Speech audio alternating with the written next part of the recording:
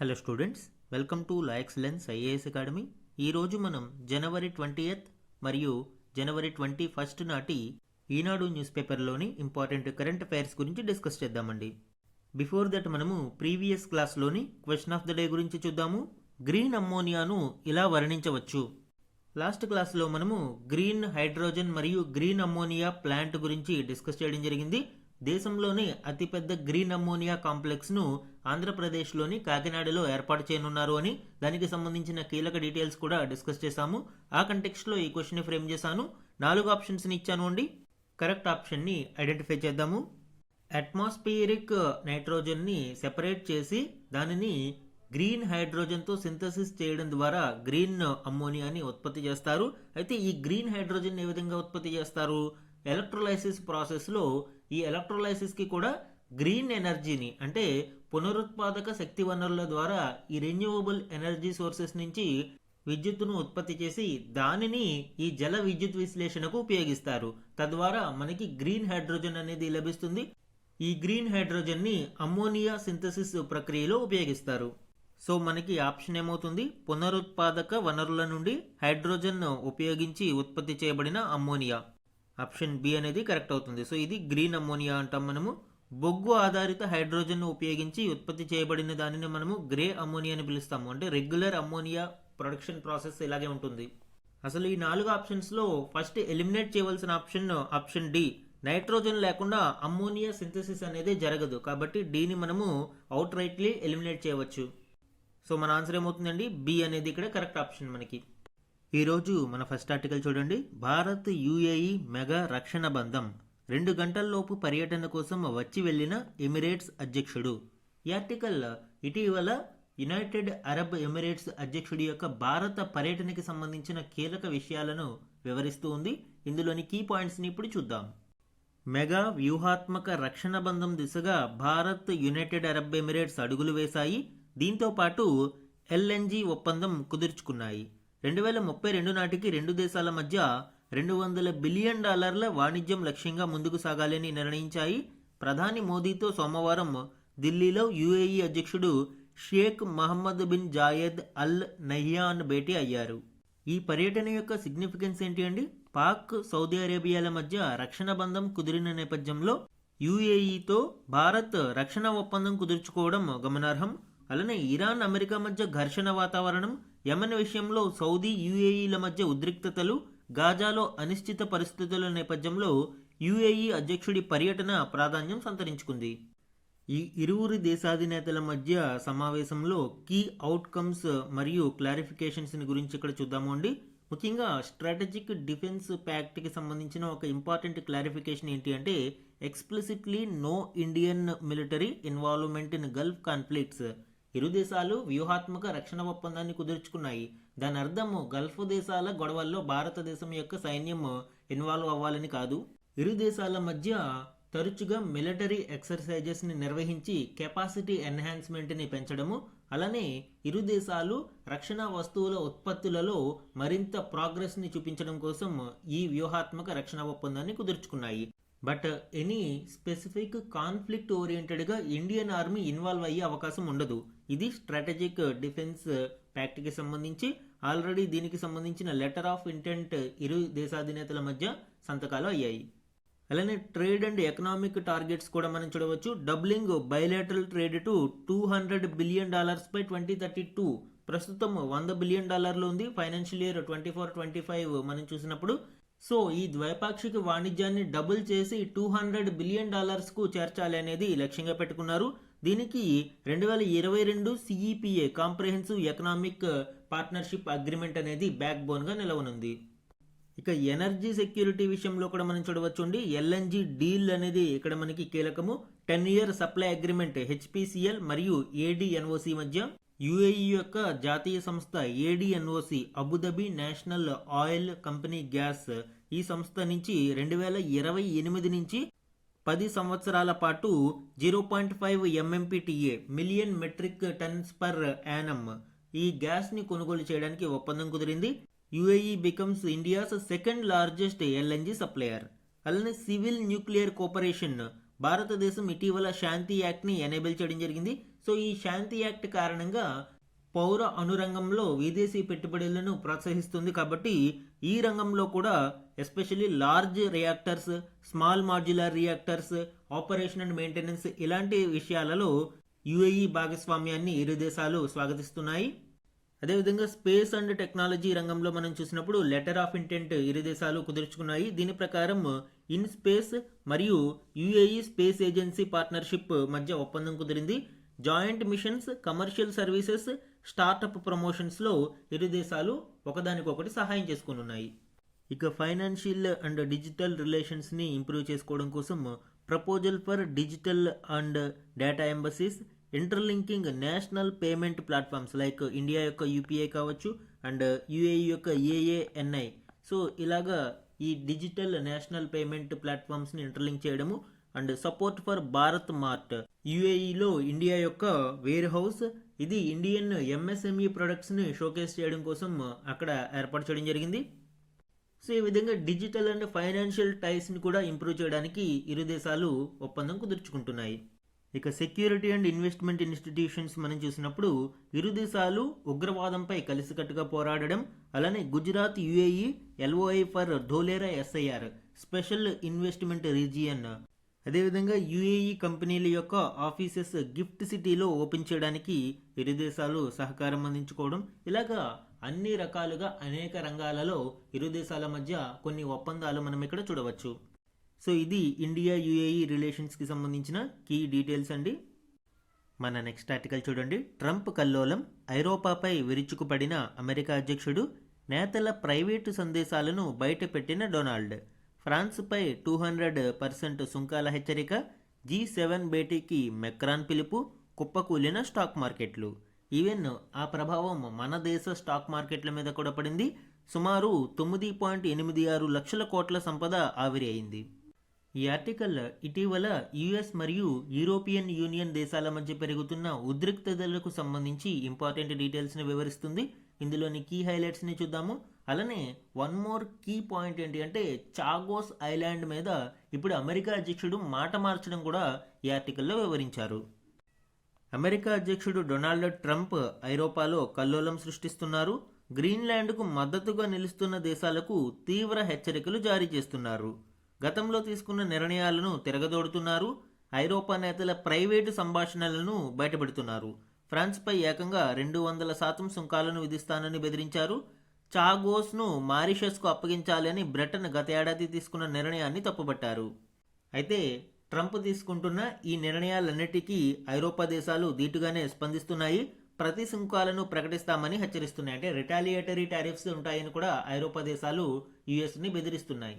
దానితో పాటు EU మరియు అమెరికాల మధ్య ఉన్న వాణిజ్య ఒప్పందాన్ని రద్దు చేసుకుంటామని తేల్చి చెప్పాయి. అండ్ G7 భేటీకి సిద్ధము అని ఫ్రాన్స్ ప్రకటించింది.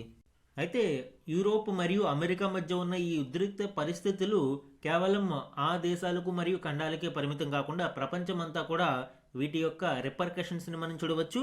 మన దేశంలో కూడా BSE, NSE నేలచూపులు చూస్తున్నాయి.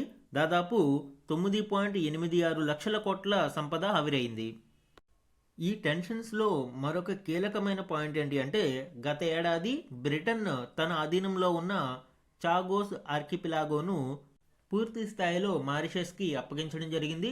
అయితే ఆ సమయంలో ఈ నిర్ణయాన్ని ట్రంప్ స్వాగతించినా కూడా ఇప్పుడు అది ఒక తెలివి తక్కువ నిర్ణయమని ట్రంప్ యూటర్న్ తీసుకోవడం మనం చూడవచ్చు. యాక్చువల్గా ఈ చాగోస్ ఆర్కిపిలాగో యొక్క ప్రాముఖ్యత ఏమిటండి? హిందూ మహాసముద్రంలో బోత్ బ్రిటన్ మరియు అమెరికా యొక్క సైనిక స్థావరం ఇక్కడే ఉంది. హిందూ మహాసముద్రంలో ఉన్న డీగో గార్షియా ద్వీపాన్ని మారిషస్కు అప్పగించడానికి గత ఏడాది బ్రిటన్ ప్రణాళిక రూపొందించింది. అది అమెరికా బాంబర్లకు, నేవీకి కీలక స్థావరం. కారణం లేకుండానే బ్రిటన్ ఆ పని చేస్తుంది. ఈ చర్యను ఖచ్చితంగా చైనా, రష్యా మన బలహీనత అని అనుకుంటాయి.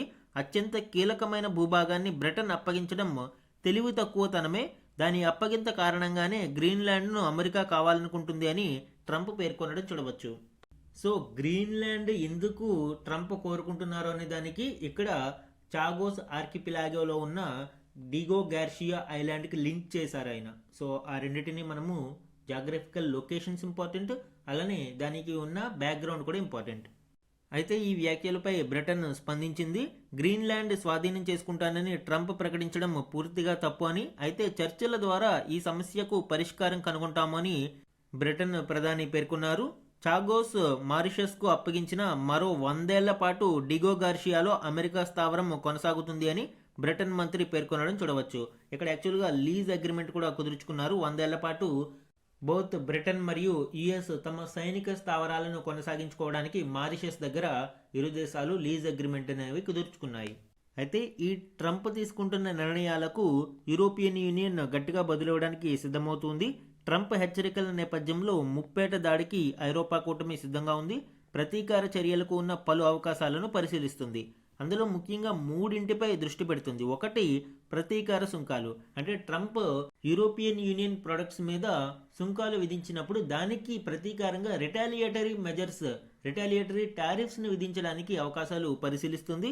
అండ్ EU అమెరికా వాణిజ్య ఒప్పందం నిలిపివేత ఒకటి. అమెరికా సంస్థలు వ్యక్తులపై ఆంక్షలను కూడా పరిశీలిస్తున్నారు. అంటే అమెరికా సంస్థలు పెట్టుబడులను నిషేధించడము, అమెరికా వ్యక్తులు ఎవరైనా యూరోపియన్ కంట్రీలలో కెరీర్ ఆప్షన్స్ని వెతుక్కోవడం లాంటి వాటిని నిషేధించడానికి ఉన్న అవకాశాలను యూరోపియన్ యూనియన్ పరిశీలిస్తుంది. సో ఇది ఇటీవలి యుఎస్ మరియు యూరోపియన్ యూనియన్ మధ్య ఏర్పడిన ఉద్రిక్తతలకు సంబంధించిన ఇంపార్టెంట్ డీటెయిల్స్.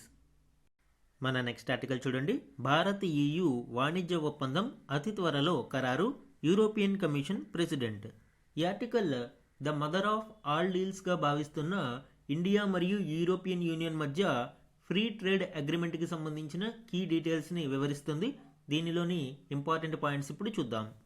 భారత్తో చారిత్రాత్మక వాణిజ్య ఒప్పందాన్ని కుదుర్చుకునేందుకు ఐరోపా కూటమి సిద్ధమవుతుంది అని European commission president Ursula van der లెయన్ అన్నారు. ఈ ఒప్పందం వల్ల 200 కోట్ల మందికి ప్రయోజనం కలగడమే కాకుండా ప్రపంచ జీడిపిలో 4వ వంతుకు సమానమైన మార్కెట్ను ఇది సృష్టిస్తుంది అని వరల్డ్ ఎకనామిక్ ఫోరం వార్షిక సమావేశంలో మాట్లాడుతూ ఆమె తెలిపారు. దావోస్లో సమావేశం తర్వాత నేను భారత్కు వెళ్తున్నాను. వాణిజ్య ఒప్పందం దిశగా ఇంకా కొంత పనిచేయాల్సి ఉంది. అయితే చారిత్రాత్మక వాణిజ్య ఒప్పందం కుదుర్చుకునే దిశగా మనము సిద్ధమవుతున్నాం. కొందరు దీనిని మదర్ ఆఫ్ ఆల్ డీల్స్గా పిలుస్తున్నారని చెప్పారు. ఇక్కడ ఇంకొక ఇంపార్టెంట్ పాయింట్ ఏంటి అంటే European council president Antonio Costa, von der లెయన్లు ఈ నెల 25-27 తేదీలలో భారత్లో పర్యటించడమే కాక భారత గణతంత్ర దినోత్సవంలో ముఖ్య అతిథులుగా పాల్గొననున్నారు. వాణిజ్య ఒప్పందంపై ప్రధాని నరేంద్ర మోదీతోనూ చర్చలు జరుపుతారు. భారత్ EU మధ్య వాణిజ్య ఒప్పంద చర్చల ముగింపుపై జనవరి 27న ఇరు దేశాల ప్రతినిధులు ప్రకటిస్తారు. భారత్కు ఐరోపా కూటమి అతిపెద్ద వాణిజ్య భాగస్వామిగా ఉంది. 2023-24లో ఇరు దేశాల మధ్య ద్వైపాక్షిక వాణిజ్యం $135 బిలియన్ ఉంది. వన్స్ ఈ ఫ్రీ ట్రేడ్ అగ్రిమెంట్ కనుక కమెన్స్ అయితే ఈ స్వేచ్ఛాయుత వాణిజ్య ఒప్పందంతో ఇరు దేశాల మధ్య వాణిజ్య బంధం మరింత బలపడే అవకాశం ఉంది. మదర్ ఆఫ్ ఆల్ డీల్స్గా పిలువబడుతున్న ఇండియా EU వాణిజ్య ఒప్పందానికి సంబంధించిన డీటెయిల్స్ చూద్దామండి. ఎక్స్పెక్టెడ్ అనౌన్స్మెంట్ January 27 న్యూఢిల్లీలో. దీని యొక్క సిగ్నిఫికెన్స్ ఏంటి? Global economic scale a new free trade జోన్గా దీన్ని చూడవచ్చు. మార్కెట్ స్కేల్ 2 బిలియన్ పీపుల్, 200 కోట్ల మంది ప్రజలు దీని మీద ఉంటారు. అండ్ గ్లోబల్ జీడిపి 25%, ఓవరాల్గా ప్రపంచ జీడిపిలో 1/4 ఆఫ్ వాల్యూ ఇది కలిగి ఉంటుంది. ఇక ఇరు దేశాల మధ్య ట్రేడ్ వాల్యూమ్ని మనం చూస్తే 2024 బేస్ లైన్స్ ఆధారంగా $140 బిలియన్ ట్రేడ్ వాల్యూమ్ కలిగి ఉన్నారు. ఇక సెక్టోరల్ విన్స్ అంటే ఈ వాణిజ్య ఒప్పందం కారణంగా ఏ దేశాలు ఏ రంగాలలో లాభపడతాయి అనేది చూస్తే ఇండియాస్ గెయిన్స్ ఇక్కడ మనం చూసినప్పుడు textiles, pharma, IT services, skilled professionals యొక్క మార్కెట్ యాక్సెస్ ఇలాగ ఇక్కడ మనము చూడవచ్చు. ఇంకా యూరోపియన్ యూనియన్ సైడ్ మనం చూస్తే machinery, chemicals, automobiles, wines, spirits. So ఎప్పుడైతే టారిఫ్ తగ్గిందో ఇవి భారత్కు ఎగుమతి చేయడానికి అవకాశం ఉంటుంది. ఇండియా వీటిని యూరోపియన్ దేశాలకు ఎగుమతి చేయడానికి అవకాశం ఉంటుంది. ఇక స్ట్రాటజిక్ ప్యారలల్స్ మనం చూసినప్పుడు సెక్యూరిటీ అండ్ డిఫెన్స్ పార్ట్నర్షిప్ పరంగా కూడా మనం చూడవచ్చు. Vision 2030 joint defence manufacturing and technology sharing. అయితే ఈ డీల్లోని కొన్ని ఫైనల్ మైల్ హర్డిల్స్ని కూడా మనము చూడవచ్చు అండి. Carbon tax especially concerns on steel, aluminium, cement exports మీద ఇది ప్రభావం చూపనుంది. అలానే mobility, India pushes for easier visas for professionals. కానీ యూరోపియన్ యూనియన్ కంట్రీస్ యొక్క వీసా రెస్ట్రిక్షన్స్ చాలా ఎక్కువగా ఉంటాయి. అండ్ అగ్రికల్చర్ కూడా largely carried out to protect sensitive markets. Indian agriculture చాలా వల్నరబుల్గా కలిగి ఉంటుంది. వన్స్ యూరోపియన్ యూనియన్ యొక్క డంపింగ్ అనేది ఎక్కువగా స్టార్ట్ అయితే మాత్రం ఇండియన్ అగ్రికల్చర్ ఇబ్బందులు ఎదుర్కొనే ప్రమాదం ఉంది. సో ఇలాంటి కొన్ని ఫైనల్ మైల్ హర్డిల్స్ని కూడా మనం చూడవచ్చు. సో ఇరు దేశాలు వీటిని ఏ విధంగా పరిష్కరించుకుంటాయి అండ్ జనవరి 27న ప్రకటించిన దానిలో ఏముంది అనేది చూద్దాం.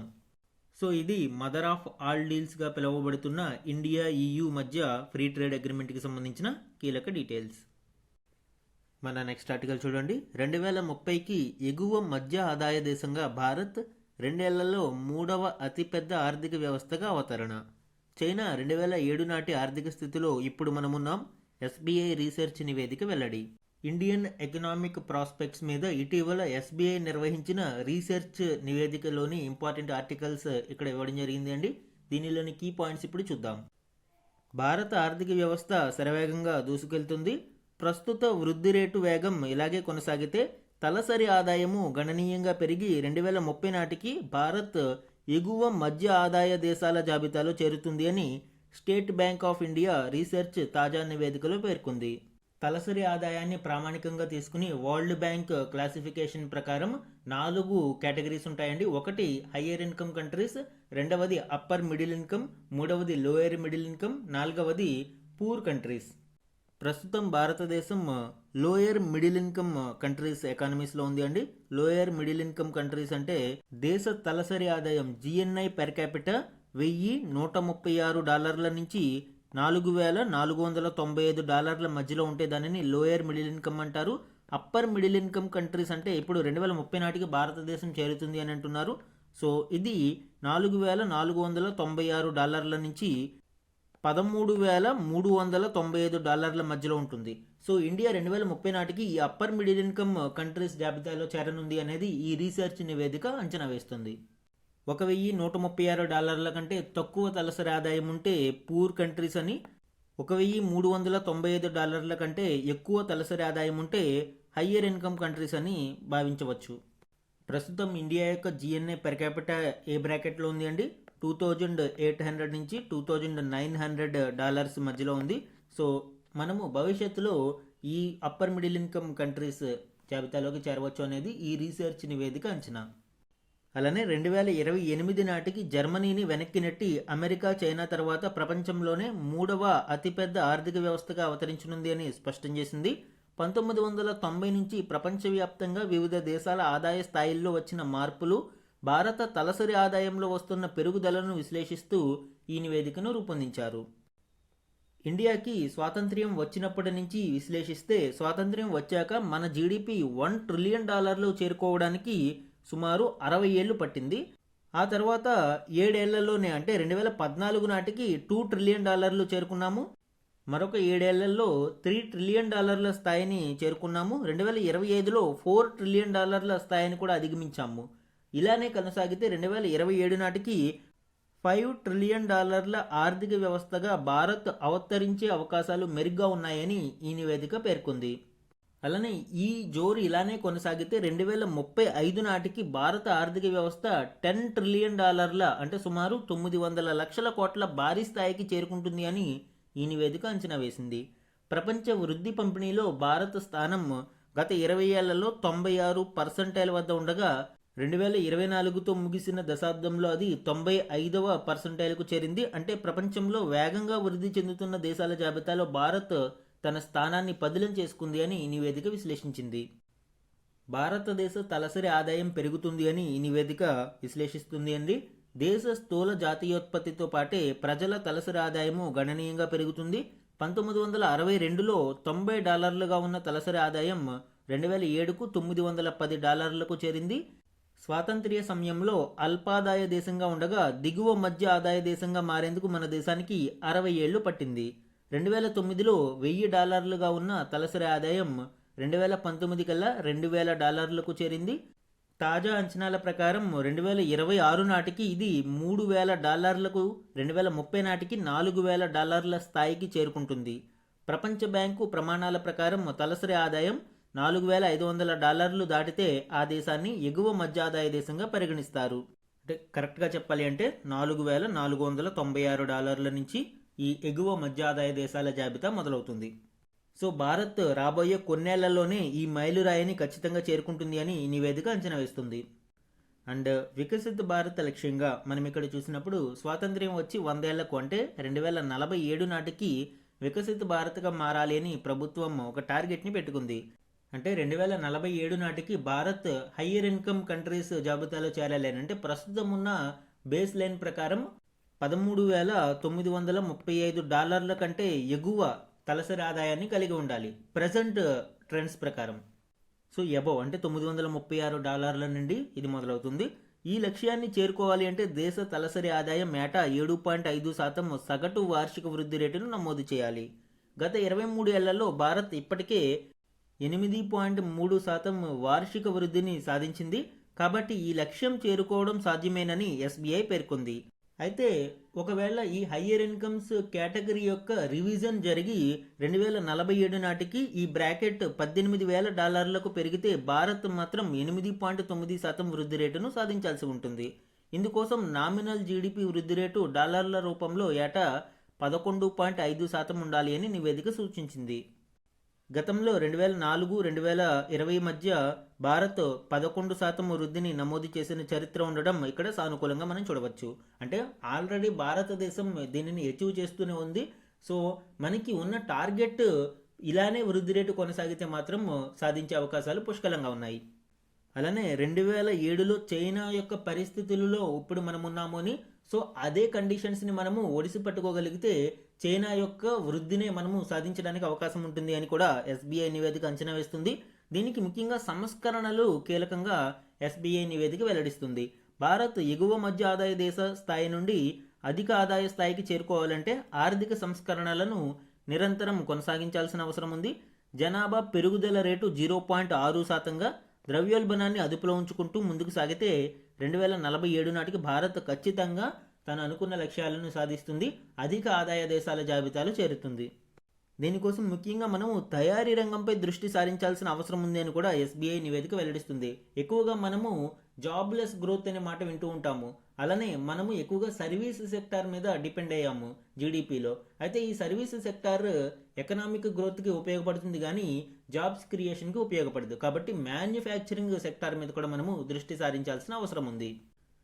సో ఇది ఎస్బీఐ రీసెర్చ్ నివేదికలోని కీలక అంశాలు. వికసిత భారత్ లక్ష్యాలను సాధించడానికి భారత్ తీసుకోవాల్సిన చర్యల గురించి ఇది వివరించింది. మన నెక్స్ట్ ఆర్టికల్ చూడండి. కేంద్ర ఉద్యోగిపై అవినీతి ఆరోపణలను రాష్ట్ర పోలీసులు దర్యాప్తు చేయవచ్చు, సుప్రీంకోర్టు తీర్పు. ఈ ఆర్టికల్ ఇటీవల సుప్రీంకోర్టు వెలువరించిన ఒక కీలక తీర్పుకి సంబంధించిన ఇంపార్టెంట్ డీటెయిల్స్ను వివరిస్తుంది.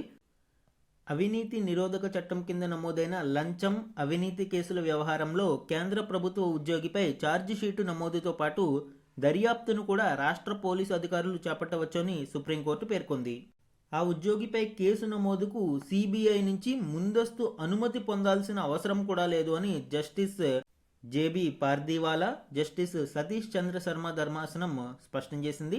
అవినీతి నిరోధక చట్టంలోని సెక్షన్ 17 ప్రకారం కేంద్ర, రాష్ట్ర సంస్థలకు చెందిన నిర్ణీత హోదా కలిగిన పోలీస్ అధికారి ఎవరైనా ఆ నేరారోపణలపై దర్యాప్తు చేయవచ్చు అని తెలిపింది. కేంద్ర ప్రభుత్వ ఉద్యోగులపై వచ్చే అవినీతి, దుష్ప్రవర్తన ఆరోపణలపై రాష్ట్ర పోలీసులు లేదా ప్రత్యేక విభాగం దర్యాప్తును సెక్షన్ 17 అడ్డుకోబోదు అని ధర్మాసనం అభిప్రాయపడింది. అయితే వెసులుబాటుతో పాటు ఒకే పనిని రెండు సంస్థలు చేయడాన్ని నివారించేందుకు గాను ఈ కేసుల్లో దర్యాప్తును సాధారణంగా సిబిఐకి అప్పగిస్తుంటారని తెలిపింది. అంటే ఇప్పటి వరకు ఉన్న ప్రాక్టీస్ ఏంటి అంటే ఇలాంటి కేసులను ఎక్కువగా సిబిఐకి అప్పగించడానికి ఇక్కడ అవకాశాలు ఉన్నాయి. కాబట్టి సిబిఐకే ఈ కేసులను ఇవ్వాల్సిన అవసరం లేదు. కాకపోతే ప్యారలల్గా రెండు సంస్థలు చేయాల్సిన అవసరం లేకుండా ఎయిదర్ సిబిఐకి అప్పగించడం కానీ లేదా ముందస్తు అనుమతి అవసరం లేకుండానే రాష్ట్ర పోలీసులే దీనిని విచారణ చేపట్టడానికి కూడా అధికారం ఉంది అని ధర్మాసనం స్పష్టం చేసింది. సో అవినీతి నిరోధక చట్టం సెక్షన్ 17కి సంబంధించిన ఇంపార్టెంట్ డీటెయిల్స్ మనం ఇక్కడ చూడవచ్చు. ఈరోజు ఈనాడు న్యూస్ పేపర్లోని ఇంపార్టెంట్ వన్ లైనర్ కరెంట్ అఫైర్స్ని చూద్దాము. దేశంలోనే మొట్టమొదటి వందే భారత్ స్లీపర్ రైలును 17 జనవరి 2026న ప్రధాని నరేంద్ర మోదీ మాల్దా టౌన్ రైల్వే స్టేషన్లో ప్రారంభించారు. ఇది హావ్డా, పశ్చిమ బెంగాల్లోని హావ్డా నుంచి అస్సాంలోని గువాహటి మధ్య నడుస్తుంది. దీంతోపాటు న్యూ జల్పాయ్గుడి నుంచి నాగర్కోయిల్, తిరుచిరాపల్లిలకు అల్పూర్ ద్వార్ నుంచి బెంగళూరు, ముంబై వెళ్లే 4 అధునాతన అమృత్ భారత్ ఎక్స్ప్రెస్ రైళ్లకు ప్రధాని మోదీ వర్చువల్గా పచ్చజెండా ఊపారు. బాధ్యతాయుత దేశాల అంతర్జాతీయ సూచీలో భారత్ 16వ స్థానంలో నిలిచింది. ఢిల్లీకి చెందిన వరల్డ్ ఇంటలెక్చువల్ ఫౌండేషన్ తయారు చేసిన ఈ సూచీని మాజీ రాష్ట్రపతి రామ్నాథ్ కోవింద్ 19 జనవరి 2026న ఆవిష్కరించారు. ఎగ్జామ్ పాయింట్ ఆఫ్ వ్యూ ఇది ఇంపార్టెంట్ అండి. రెస్పాన్సిబుల్ కంట్రీస్ ఏవేవి ఉన్నాయి అనే దానిలో ఈ సూచీని భారతదేశానికే చెందిన వరల్డ్ ఇంటలెక్చువల్ ఫౌండేషన్ అనే సంస్థ తయారు చేసింది. దీనిని భారత మాజీ రాష్ట్రపతి రామ్నాథ్ కోవింద్ గారు ఆవిష్కరించడం విశేషం. ఇందులో మొదటి 3 స్థానాలలో సింగపూర్, స్విట్జర్లాండ్, డెన్మార్క్లు ఉండగా పాకిస్తాన్ను 99వ స్థానంలో నిలిచింది. అండ్ ఇండియా 16వ స్థానంలో ఉండడం విశేషం. అండ్ నిన్నటి న్యూస్ పేపర్లోని ఇంపార్టెంట్ న్యూస్ ఐటమ్ ఇక్కడ చూడవచ్చండి. Praveen Vashishtha took charge as vigilance commissioner in the central vigilance commission on 16th January 2026. So central vigilance commission CVC నూతన కమిషనర్గా ప్రవీణ్ వశిష్ఠ బాధ్యతలు స్వీకరించడం ఇక్కడ చూడవచ్చు. సో ఎగ్జామ్ పాయింట్ ఆఫ్ వ్యూలో ఇది మనకి పర్సనల్ న్యూస్లో ఇంపార్టెంట్ అండి. According to the central vigilance commission act 2003, the commission is comprised of A central vigilance commissioner and 2 vigilance commissioners. అంటే సివిసిలో ఒక సెంట్రల్ విజిలెన్స్ కమిషనర్తో పాటు 2 అదనపు కమిషనర్లు ఉంటారు. ఇక వీరి యొక్క టెన్యూర్ 4 years వరకు ఉంటుంది, లేదా వాళ్ళు 65 సంవత్సరాలు వచ్చే వరకు వీళ్ళు బాధ్యతలను ఉండవచ్చు. సెంట్రల్ విజిలెన్స్ కమిషనర్ మరియు విజిలెన్స్ కమిషనర్స్ యొక్క అపాయింట్మెంట్ ప్రాసెస్ ఏ విధంగా ఉంటుంది అనేది చూద్దాము అండి. అండ్ ఇక్కడ సెలక్షన్ కమిటీలో ఎవరెవరు సభ్యులుగా ఉంటారు? ప్రైమ్ మినిస్టర్ చైర్పర్సన్గా ఉంటారు, heads of the committee. And union home minister, leader of opposition in Lok Sabha, ఇందులో ఇతర 2 సభ్యులుగా ఉంటారు. అండ్ ఈ సెలక్షన్ కమిటీ ఒక వ్యక్తి పేరును ప్రెసిడెంట్కి రికమెండ్ చేయడం జరుగుతుంది. దెన్ రికమెండేషన్ ప్రెసిడెంట్ అప్రూవల్ చేసి formal appointing authority president of India ఇక్కడ ఫైనల్గా అపాయింట్మెంట్ చేయడం జరుగుతుంది. టెన్యూర్ అండ్ రిమూవల్ ప్రాసెస్ మనం ఇక్కడ చూస్తే 4 years or up to age 65 already చెప్పుకున్నాము. ఏది ముందస్తు అయితే అది మనం ఇక్కడ కన్సిడర్ చేయవచ్చు. Ineligible for further government employment. So ఇక్కడ మనకి రీఅపాయింట్మెంట్ కానీ ఫర్దర్ గవర్నమెంట్ ఎంప్లాయ్మెంట్ కానీ అవకాశం లేదు. రోల్ అండ్ ఫంక్షన్ మనం ఇక్కడ చూస్తే heads central vigilance commission, apex body for preventing corruption in central government. Central గవర్నమెంట్లో అవినీతిని, లంచగొండితనాన్ని అరికట్టడానికి ఇది ఒక ఎపెక్స్ బాడీగా నిర్వహిస్తుంది. సో ఇది సెంట్రల్ విజిలెన్స్ కమిషన్కి సంబంధించిన ఇంపార్టెంట్ డీటెయిల్స్. ఈరోజు మన క్వశ్చన్ ఆఫ్ ద డే గురించి చూడండి. సెంట్రల్ విజిలెన్స్ కమిషనర్ పదవీ కాలానికి సంబంధించి ఈ క్రింది ప్రకటనలను పరిగణించండి. ఈరోజు ఇప్పుడే మనం చెప్పుకున్నాము, ప్రవీణ్ వశిష్ఠ నూతన సెంట్రల్ విజిలెన్స్ కమిషనర్గా బాధ్యతలు స్వీకరించారు అని. సో ఆ కంటెక్స్ట్లో ఈ క్వశ్చన్ని ఫ్రేమ్ చేశాను. 2 స్టేట్మెంట్స్ని ఇచ్చాను అండి. కరెక్ట్ స్టేట్మెంట్స్ని ఐడెంటిఫై చేసి ఆన్సర్ని కమెంట్ సెక్షన్లో కమెంట్ చేయండి. ఇది ఈరోజు ఈనాడు న్యూస్ పేపర్లోని ఇంపార్టెంట్ కరెంట్ అఫైర్స్ మీద daily analysis. Thank you for watching.